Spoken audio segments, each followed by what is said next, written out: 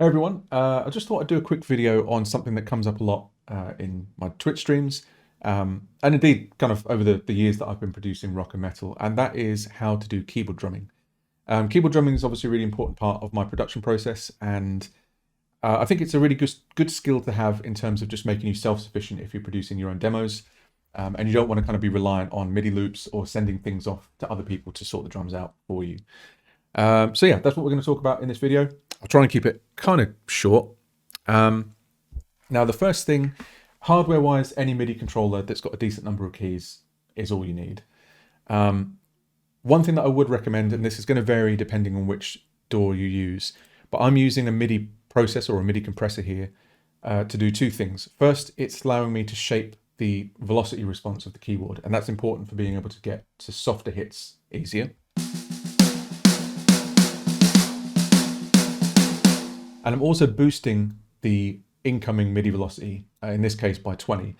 Reason for that being, especially in this case, I'm using the Arturia Mini Freak as a MIDI controller as well as a synth. I don't want to destroy the thing by hammering it for drums day in and day out. So I tend to keep it set to a very light touch. Some keyboards will have that functionality built in if you just look up for MIDI response curves or velocity curves. There'll usually be a combination of keys or menu options that you can press that will allow you to have a lighter touch while accessing the harder hits.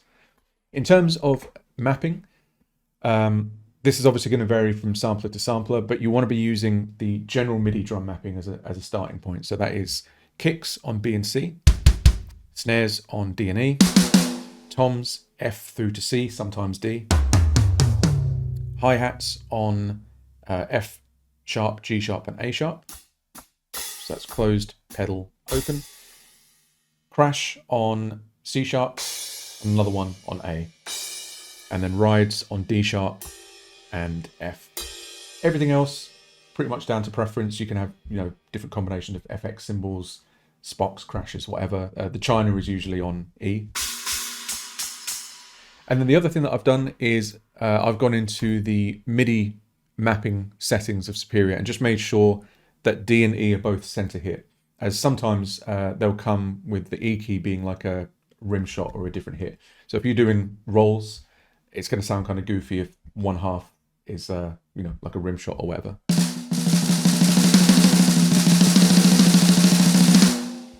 So that's pretty much it for the basic setup. Now, in terms of the actual mechanics of how you play, I tend to think most of the times my left hand is basically doing the feet.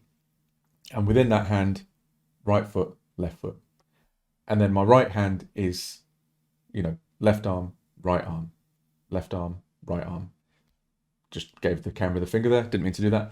It's going to vary depending on, where you're trying to reach to. So a good example would be just a simple drum beat.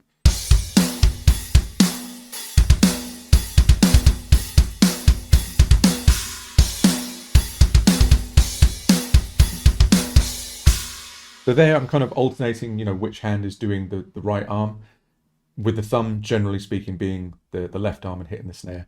Sometimes you have to switch things around a bit. So you might have, right foot, left arm, right arm.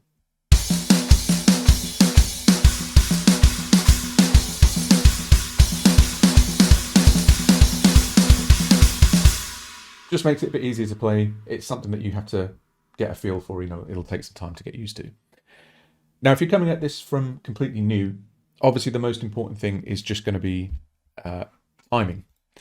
So as you would do if you were learning real drums or any instrument, I would recommend just setting up a metronome and getting used to just playing in time with it, either with a single hand or a combination of two hands.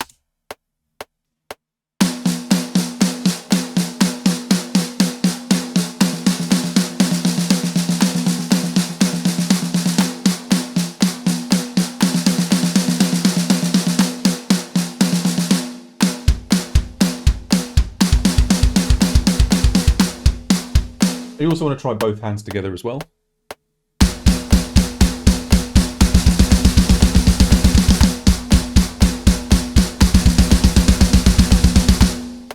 And really just kind of drill down into that, make sure that your timing is more or less there. I always record with auto quantize on, and I use a little trick to humanize the drums afterwards, which I'll show you at the end of the video. But obviously you need to be within a certain distance of the grid lines or it's just not going to work. You also notice that I wasn't just focusing on the timing, but I was also introducing dynamics into the playing as well, which is kind of the main reason why you'd want to do keyboard drums in the first place.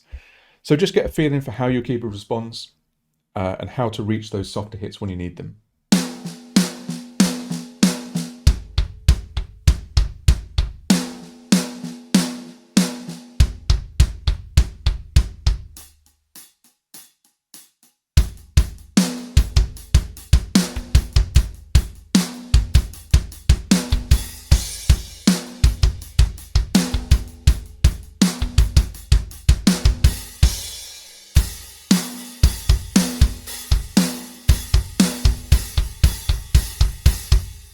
It's also really important for ghost notes as well.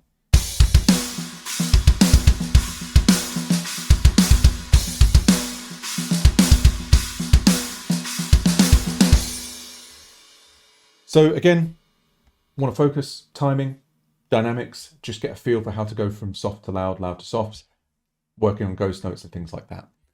Now, from there, you want to be focusing on, I guess you would call them rudiments in drumming terms, but just fragments, like very small patterns, groupings of, 2s into 3s, 3s into 4s, 3s into 5s, and just alternating between those things. So even something really simple like just like a 1-2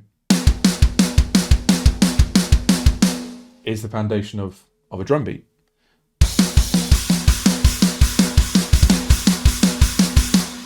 Or if you were to do it the other way around, I guess it would be a blast beat. But getting a bit ahead of myself. So you want to try that within a single drum. Again, incorporating a bit of dynamics as well. So a grouping of 3 might be like...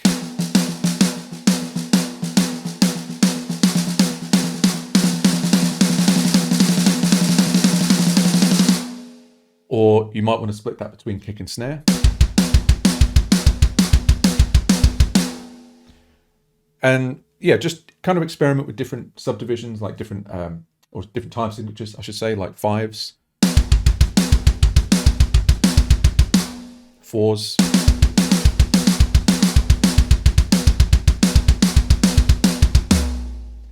And then also switching between those. So a really good example of this would be a song that I actually put out just the other day, which is called Machine God. And the opening drum beat to that is this.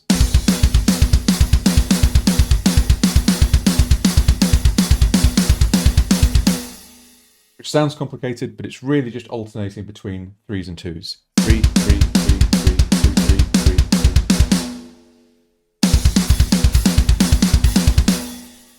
3. That's also another thing you want to do as well is, so if you were practicing a pattern like that, initially you might just want to mirror what the snare is doing with the cymbals. So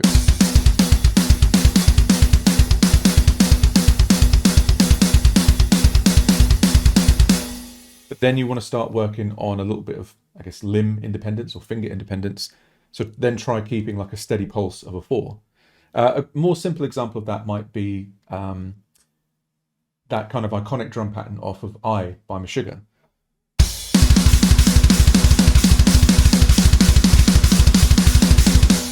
Again, all that is just a grouping of 3. But you're keeping count with the right arm part of your hand. You're keeping in groups of 4, and also putting the cymbal, I think, on every 8 or every 16.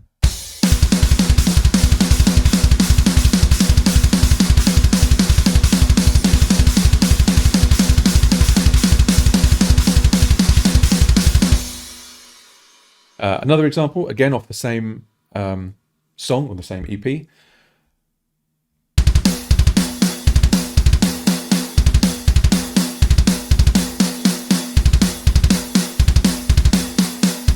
So again, we're just switching between these tiny little clusters or very small phrases.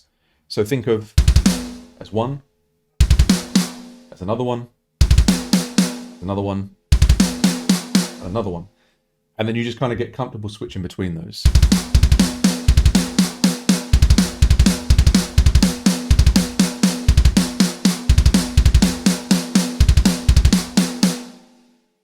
And then again, you might want to practice that just putting the cymbals at the same spot as the snare.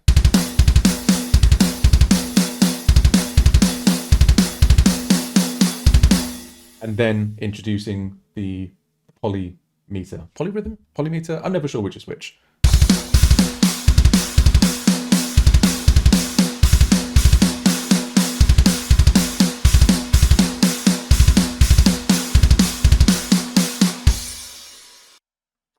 And also, speaking of time signatures, polymeters, polyrhythms, whatever they're called, that's another useful thing to practice as well. So going back to that first drum pattern,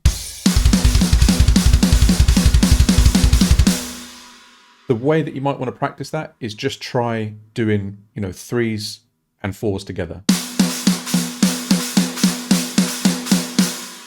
Or maybe like 5s. I don't know if I can do this off the top of my head, but like...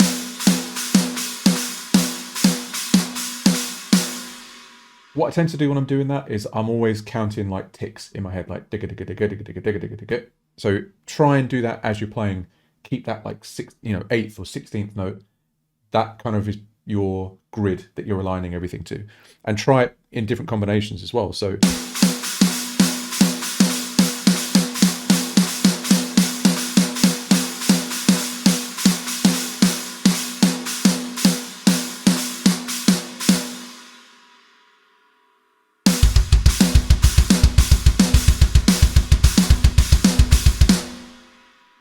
So yeah, just experiment with different combinations of time signatures. That's specific to this kind of music, kind of technical prog metal, whatever. But yeah, that's kind of the way I'd approach it. Is just strip it down to just different combinations of pattern, and then kind of try and incorporate it all together. Another great way to do this, of course, would just to be to use the metronome and focus on keeping a different kind of timing on top of that. So if we set this to something like, well, yeah, we'll just leave it in 4/4. And then just try doing things out like 3s on top of the 4, 7s on top of the 4. Also incorporating, the accenting in there as well.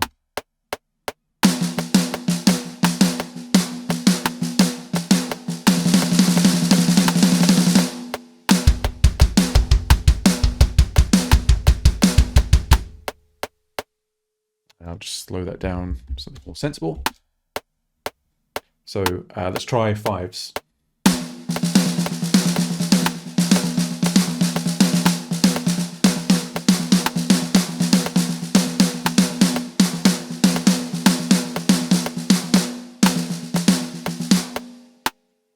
And again, these individual little things, they become the basis of what makes for interesting, drum fills, drum breaks.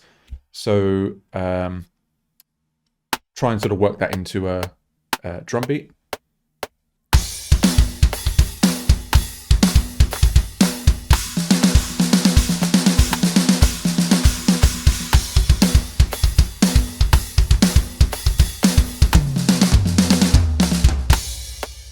And really that's, a lot of the more complicated drum beats, they are just combinations of these small bits together. So you might want to try alternating between the 5s and 3s in that case. So like,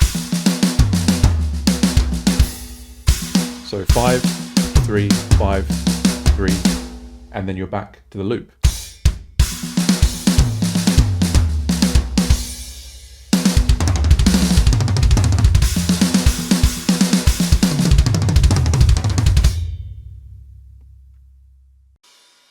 And then, yeah, it's really just a case of honing all of those individual things down, being able to switch between, small units or small phrases. So I'm just going between 3s and 4s. That then becomes the basis for a drum fill, like. Or we could introduce like 5s, so 4, 5, 5, 4, 4. 4, 4, 5, 5, 5. And then you start getting those kind of cool like metal drum fills. Also substituting different parts of the kit. So rather than just doing like a, double snare, try a snare tom.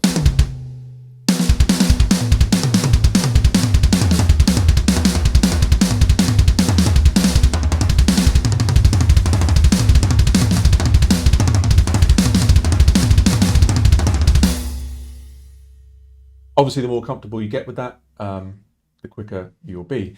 You don't necessarily need to do all of this at the same time as well. That's another thing to mention. You know, obviously, I'll drop in if I have to. I'll slow down if I have to. If you're not comfortable with doing everything at the same time, you could just do individual parts of the kit one piece at a time. There's nothing wrong with that. The important thing is that you're able to input, you know, some expression and some dynamics into the playing through the keyboard. So, you know, as an example, we'll just do one piece of the kit at a time.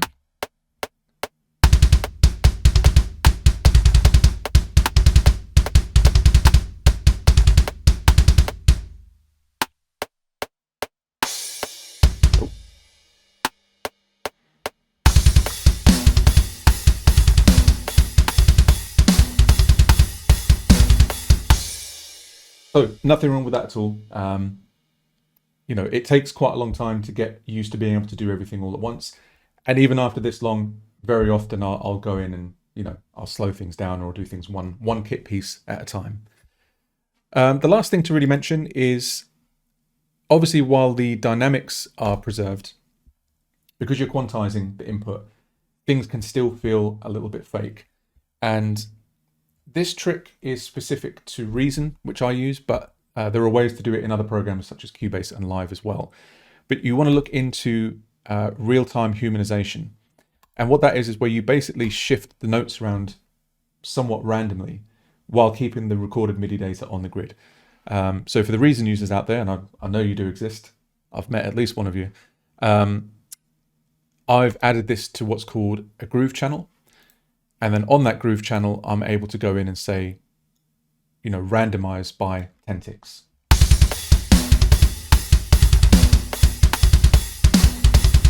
So without, everything's on the grid.